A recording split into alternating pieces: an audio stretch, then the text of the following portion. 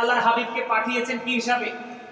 সাক্ষী হিসাবে, সুসংবাদ দাতা হিসাবে, ভয় প্রদর্শক হিসাবে, লিতুমিনু বিল্লাহি ওয়া রাসূলিহি, যাতে তোমরা আল্লাহ এবং আল্লাহর রাসূলের প্রতি কি আনতে পারো? ঈমান আনো। ওয়া তুআজ্জিরুহু ওয়া তুওয়াক্কিরুহু, তোমরা তাকে কি করো? আল্লাহর হাবিবকে সাহায্য করো এবং সম্মান করো। বলেছে কে? আল্লাহ। এখন আপনাদের কাছে আমার প্রশ্ন, যেই ব্যক্তি রাসূলের 40 বছরকে কি নবী ছিলেন না তিনি, মানে তার এত বড় স্পর্ধা, এত বড় দুঃসাহস হলো কি করে?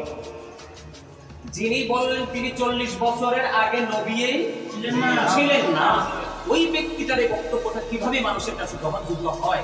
কারণ তারা গ্রহণযোগ্য হওয়ার মতো সেই পরিবেশটা তৈরি করেছে, তারা তাদের স্বার্থ সুবিধার জন্য, অন্য কিছুই নয়। তবে এই সুবিধাটা পৃথিবীতে একটু অর্জন করা যাবে, কিন্তু পরকালে অর্জন করা যাবে না। যাবে ওপারেতে অর্জন করা যাবে, ওপারে অর্জন করা যাবে না।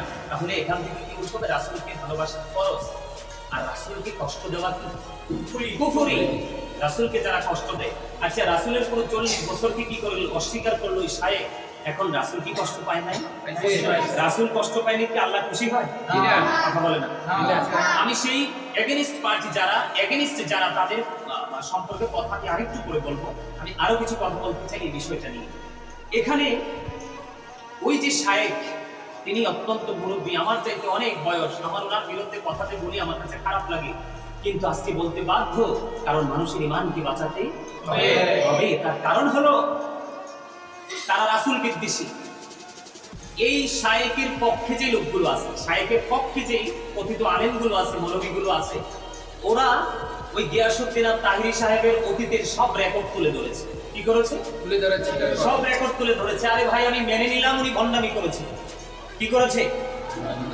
উনি ভণ্ডামি করেছেন, আমি মেনে নিলাম তোমাদের বক্তব্য, আমি অস্বীকার করছি না। যেমন তিনি কথাবার্তা ঠিক করে বলেনি, তেমন তোমরা কিন্তু ওনাকে ট্রল করতেও কিন্তু দ্বিধা করনি। তুমি গিয়াসউদ্দিন তাহিরি সাহেব তিনি কে, ওই পার্সনটাকে দেখার কোনো দরকার নেই। ওই পার্সনটাকে দেখার কোনো কি নেই, প্রয়োজন নেই।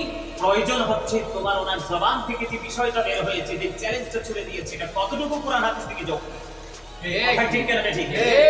আরে এই উনার যে এত চমৎকার একটা ভূমিকা, এটাকে নিয়ে ট্রল করছে, ওনার অতীতকে টেনে আনছে। আরে ভাই, অতীতকে টেনে এনে তো আপনি এত বড় অন্যায়কে ধামাচাপা দিতে পারবেন না। এই দেশের আলেমরা তো বকলম না।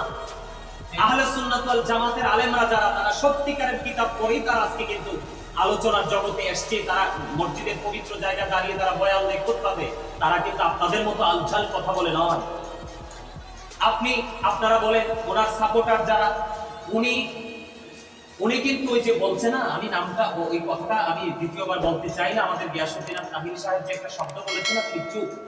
তিনি কি মুখ একবারে তালা ঝুলিয়ে, অটো তালা ঝুলিয়ে বসে আছে। মানে তিনি পৃথিবীর মানুষের কাছে মহৎ সাজতে চায়। মহৎ হতে হলে মালিকের দয়া লাগবে, মদিনাওয়ালার সুদৃষ্টিভঙ্গি লাগবে, ঠিক কিনা?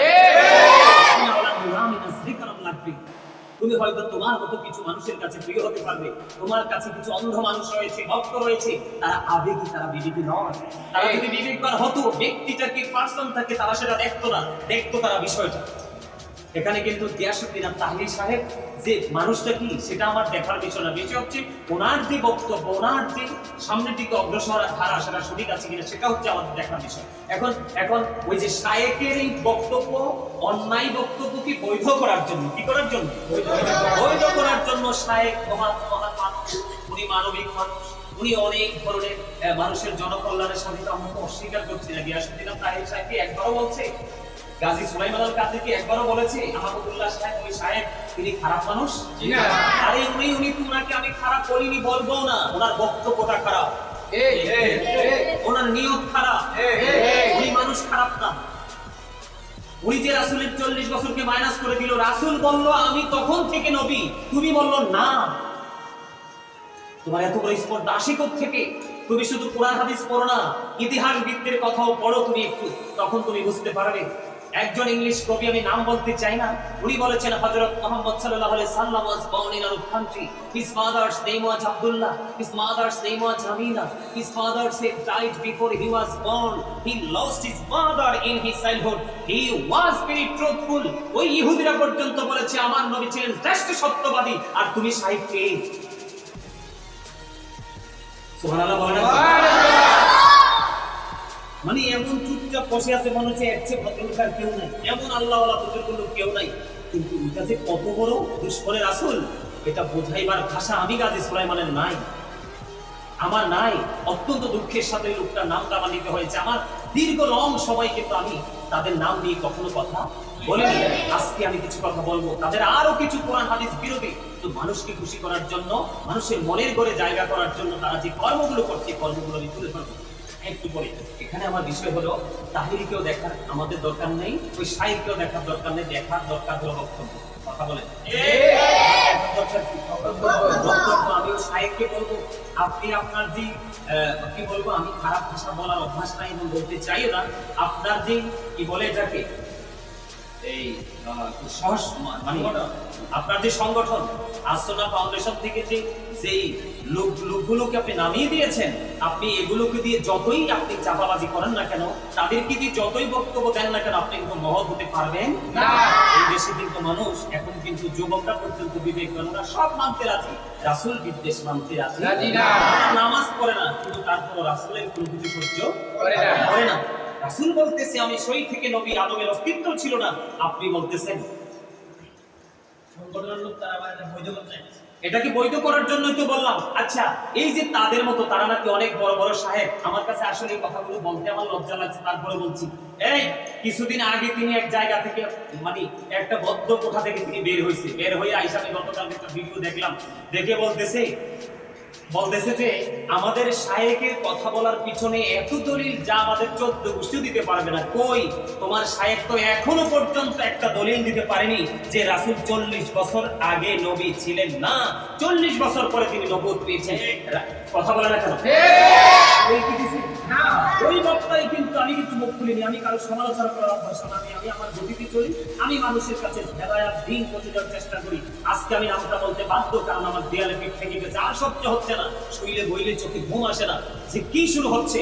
গিয়াসউদ্দিন তাহিরি সাহেবের পড়াশোনা নিয়ে সার্টিফিকেট নিয়ে বক্তা কথা বলেছিল, যদি কামেলের সার্টিফিকেট দেখাতে পারে তাহলে সেই বক্তা নাকি মাঠে ওয়াজ করবে না। গিয়াসউদ্দিন তাহিরি সাহেব বাপ কা বেটা সাথে কি করেছে, তিনি ওনার সার্টিফিকেট গুলো আপনার অনলাইনে সাবমিট করে দিয়েছে। তোমার মুখটা কোথায় গেল? তুমি তো কথা দিয়ে কথা রাখোনি। তোমরা হচ্ছে সেই ধরনের আলেম, তোমরা হচ্ছে সেই ধরনের মৌলবী, তোমরা মাঠে নেমেছো পৃথিবীর অর্থ পুরানোর জন্য, আর সাধারণ মানুষের মন কিভাবে জয় করা যাবে সেই রাস্তা খুঁজে খুঁজে অর্থের পাহাড় গড়ার জন্য। মানে কি বলবো, এই যে এত বড় একটা ইমান হরণকারী বক্তব্য দেওয়ার পরে ওনার যে সফর সঙ্গীরা, ওনার যে সহচর যারা আছে, ওরা এটাকে বৈধ করার জন্য বিভিন্ন ধরনের তাল বাহানা করতেছে। উনি মানবিক মানুষ, উনি দানবীর মানুষ, অনেক খেদমত হচ্ছে, আমরা করি না খেদমত? কই আমাদের পিছনে পিছনে তো আমরা ক্যামেরা নিয়ে দৌড়াই না। এই আমি কি মানবিক কাজ, আমি গাজী সুলাইমান কি করি না? অসংখ্য মানুষকে, অসংখ্য পরিবারকে আমি পানি খাওয়ার জন্য আমি এবং গুণাগার টিউবওয়েল বসিয়ে দিয়েছি। এটা কি উত্তম মানবিক কাজ হতে পারে না? কথা বলে না, কাজ হতে পারে না? হ্যাঁ, আরো অসংখ্য কাজ এগুলো মানুষের কাছে প্রকাশ করতে চাই না। আজকে বললাম যে তোমরা যতই মানবিকতার গল্প শোনাও কেন, আল্লাহ রাব্বুল আলামিন যাদের ঈমান দিয়েছে, যাদেরকে বিবেক দিয়েছে, বিবেক নামক নূর দিয়েছে, তোমরা কিন্তু তাদের ছোবল থেকে বাঁচতে পারবা না। এত বড় অন্যায় করেছো যেটা অন্য মানুষ বিশ্বাস করবে, তাদের ঈমান পর্যন্ত চলে যাবে। ঈমান চলে যাবে। এই জন্য আজকে আমার বক্তব্য হচ্ছে সাধারণ মানুষের ঈমান বাঁচানোর লড়াই এবং তাদেরকে বয়কট করার লড়াই। কারণ তাদের বক্তব্য বিশ্বাস করা যাবে না, তাদের বক্তব্য শোনা যাবে না। তাদের প্রত্যেকটা বক্তব্য কোরআন হাদিস বিরোধী। কি বিরোধী? কোরআন হাদিস বিরোধী। আমি যদি বলি কেমন কোরআন হাদিস বিরোধী, কিছুদিন আগে একটা বয়ান দিয়েছে মদের। কিসের? মদ খেয়ে নাকি যদি মাতাল না হয় নামাজ পড়তে পারবে। এই তথাকথিত শায়েখ বেশি বুজুর্গ নাকি ইমাম আজম আবু হানিফা রাহমাতুল্লাহ আলাইহি বুজুর্গ? ইমাম আজম আবু হানিফা রাহমাতুল্লাহ আলাইহি বলেছেন, তোমরা যদি কাউকে মদ পান করতে দেখো, তোমরা তাকে 80টা তোমরা মারো। নাউজুবিল্লাহ বলেন। এই তথাকথিত শায়েখ বড় নাকি আমাদের চতুর্থ খলিফা হযরত আলী রাদিয়াল্লাহু তাআলা আনহু বড়। আলী রাদিয়াল্লাহু তাআলা আনহু যা সাহাবায়ে কেরামদের এত মর্যাদা, এত পাওয়ার, এত সম্মান, গাউসে পাক থেকে ধরে পৃথিবীতে যত আল্লাহর ওলি পয়দা হবে, প্রত্যেকটা আল্লাহর ওলিকে যদি একটা পাল্লায় তুলে দেওয়া হয়, আর সাহাবায়ে কেরামরা যে ঘোড়া ইউজ করেছে, ঘোড়ার খুরার নিচে 3 আঙ্গুলের 1 চিমটি মাটি যদি একটা পাল্লায় তুলে দেওয়া হয়, সাহাবীদের ঘোড়ার খুরার নিচের 3 আঙ্গুলের 1 চিমটি মাটি ওজন ভারী হয়ে যাবে। সুবহানাল্লাহ। সেই হযরত আলী রাদিয়াল্লাহু তাআলা তিনি বলেছেন, হযরত আলী রাদিয়াল্লাহু তাআলা আনহু তিনি বলেছেন, কোন দরিয়ার মধ্যে যদি একটা ফোঁটা মদ পড়ে, এই দরিয়ার পানি শুকানোর পর যদি মিনারা তৈরি করা হয়, আমি সেই মিনারায় দাঁড়িয়ে আযান দিব না।